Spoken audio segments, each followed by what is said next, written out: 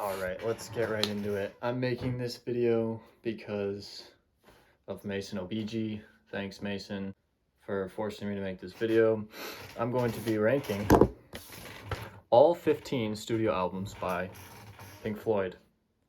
And don't read into my shirt too much. I actually can't stand the wall. I'm going to start at 15 and work my way up to 1. So let's get right into it. Alright, let me pause the video right there. I'm editing this video right now, and the chair is outrageously squeaky, is it not? Like, that is super annoying, huh? Alright, I'm totally not refilming this 19-minute video, though, so let's keep going, huh? Starting at 15 with Gumma. I think this one's pretty self-explanatory if you've heard this album. Moving on to number 14. I'm going to be absolutely burned at the stake by Noah and Brian for saying that. Actually, not Brian, because I don't care about his opinion. But here, okay, let me preface this whole list with, you know, it's subjective. I obviously am a bigger fan of Gilmore, and, you know, not much. I mean, I like Roger. I love Roger. Okay, it's subjective. Don't kill me, guys. But number 14, Piper at the Gates of Dawn. I'm gonna put a picture of that one up on the screen because I don't own that one on vinyl. But that's what I'm gonna do. And yeah, this one. Let me actually pull up the track list here on my computer. Yeah, Lucifer Sam's Fire. Power Talk H is arguably the worst song by the band. Hold it right there. Did he just say the band? I thought he was talking about Pink Floyd. Why did he say the band? That song's not even by the band. That's by Pink Floyd. Anyway. Astronomy's good. It's just, what are you gonna... Let me get out Piper at the Gates of Dawn and listen to it. I would do that, okay? Pink Floyd's super good, so even their 14th best album is good, but... At number 13, I have More by Pink Floyd. And I just looked up... Yep.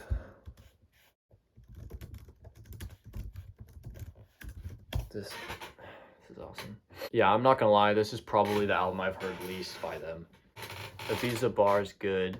I actually... Green as the Color is my favorite on the album. Because I'm a Gilmore fanatic.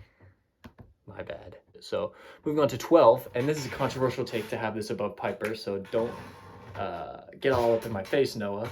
But The Endless River, their 2016 album, if I'm not mistaken. You stupid fraud. The Endless River came out in 2014, and you know that. Why did you say 2016? The cameras were on me. I panicked. I'm sorry.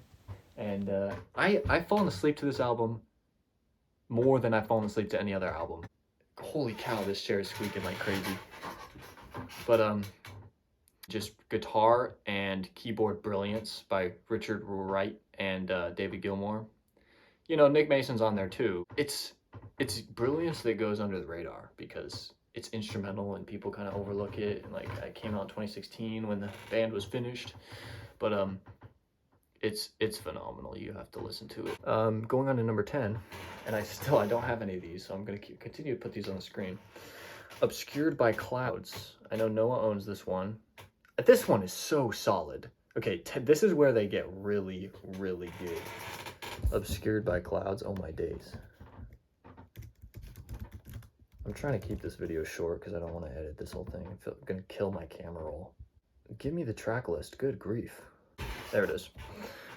When You're In, super good. Burning Bridges, the title track. Gold, It's in the super good. What's the Deal is so good. The back half is insane. Mudmen, Noah's gonna stab me in the heart for not saying that one's super good if I don't say that. It is super good. I'm not saying it's not. I don't know why I said that. It's super good. Childhood's End is super good. Free 4 is super good. Stay is underrated as heck. Absolute Currents. This one doesn't have a bad song on it. So, yeah. At number 10, Obscured by Cloud. Moving on to number 9. This is arguably my most controversial take. So, strap yourselves in. Metal by the band Pink Floyd. Here's the band on the gatefold.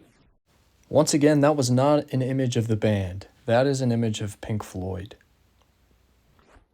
There's David Gilmour right there, by the way, guys. One of These Days, Fire. Pillow of Winds, Fire. Fearless, super fire. Seamus is mid, but it's not horrible. Echoes is good. Number 8, and this is what's controversial about that, and I can explain myself, is that I put this one over, you know, Metal. Where is the album? You guys knew this was coming. Anyone that knows me knew this was coming. The Final Cut by the band Pink Floyd. You know, this was the first ever Pink Floyd album I heard all the way through. And even though it's, you know, obviously not their best and it gets a lot of hate, and people say, oh, it's a Roger Waters solo album and he just cries about war and his dad and he's a racist. While all those things may be true, it's got nostalgia pull for me. So I just love this album. Honestly, there are like only 2 songs in here that really piss me off. So yeah, no, it's phenomenal. 2 Suns in the Sunset's great. Not Now John I actually think is great. I think that one makes Brian really mad. No, maybe Brian just gets mad at the ones where Roger's like just whispering. Number 7. I'm not gonna defend this one because this deserves to be above Metal. At number 7 we have Atom Heart Mother by the band Pink Floyd. Unreal album. The title track is one of their best songs. Mason highly underrated it in his video. Oh yeah, by the way, this video I'm making is in response to Mason's video ranking the Pink Floyd albums. I did not make that clear. Yeah, so title track, it's what, 20 minutes of their proggiest prog, probably. Yeah, it's their most prog song. It's just an outrageously good song. And then the other side of the album, you got Fat Old Son, which when David does it solo, it's one of their best songs. But I mean, on studio recording with Pink Floyd, it's good. It's still good. If, and then what else? Summer '68, and Alan's Psychedelic Breakfast. Yeah, that one's super mid. That's what really brings that album down. But you know, it is what it is. Number 6, another very controversial opinion of mine, but this is where my Gilmore head comes out. A Momentary Lapse of Reason by the band Pink Floyd. It's really good. It's super underrated. 87, the first album after Roger left. Signs of Life sets the mood, really. Learning to Fly gets right into it. Dogs of War is phenomenal. One Slip is good studio, but live it's one of their best songs. On the Turning Away, wow! The first side of this record is actually insanely good. Okay, A New Machine Part 1 and Part 2, and then sandwiched in the middle, Terminal Frost. And then Sorrow after that. Oh my days. I actually forgot how fire this album is. Forget me even thinking that this might not deserve 6. This is Pink Floyd's 6th best album. I know you're Brian. I know you know it too. I know you guys are laughing at me. This is Pink Floyd's 6th best album. I'm right. Anyways, moving on to 5. The Division Bell. Again, post Roger Waters Pink Floyd era. It's just phenomenal. And look at this. It's got the translucent blue vinyl. Oh my days. It's so beautiful. It's got an explicit song on it. Just one. But, you know, that's not too common for the Floyd. And what do you got on here? I don't know how to open this thing, but I know the tracks by heart. Cluster 1 it opens with. And then you get into What Do You Want From Me? Oh my days, this album is so good. This is close to 4, but 4 is really good. Yeah, oh man. Pulls Apart is a personal favorite. High Hopes. Lost for Words is really good. Gilmore had a couple of... This is where he didn't write all the lyrics on this album. His wife helped him. He wrote most of the lyrics on them, or all the lyrics on a Momentary Lapse.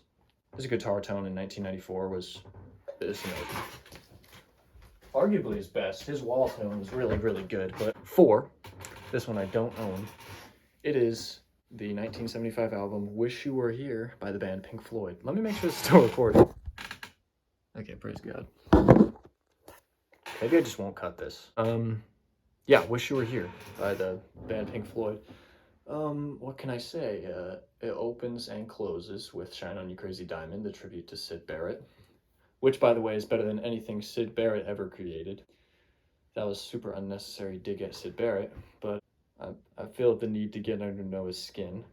Yeah, Gilmore's insane guitar solos on Shine On. And oh my gosh, the sax solo. Parts 1 through 8 are fantastic. 9 is still good. It's not on the level 1 through 8. But anyways, Have a Cigar, Welcome to the Machine, and the title track, Wish You Were Here. This is, they didn't put a foot wrong in this album. Moving on, number 3. This is the first one that I have 2 copies of. And that is because it is The Dark Side of the Moon by the band Pink Floyd. Mason had this as his number 1 album. That is not a bad take, not a horrible take. It's wrong, but it's not awful. I have 2 copies. Thank you very, very much, Noah Bermejo, for gifting me this copy for, I believe it was my birthday. And,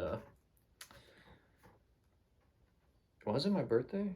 He's a good guy. Anyways, this is a perfect album. This is a 10 out of 10 album. And you must be wondering, oh, you put it at 3. How could it be a 10 out of 10 album? Yeah, Breathe, Time, Money, Speak to Me, Us and Them, Brain Damage, Eclipse, Brain Damage and Eclipse.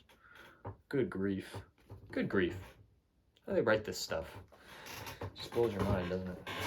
Doesn't it, Brian? Brian?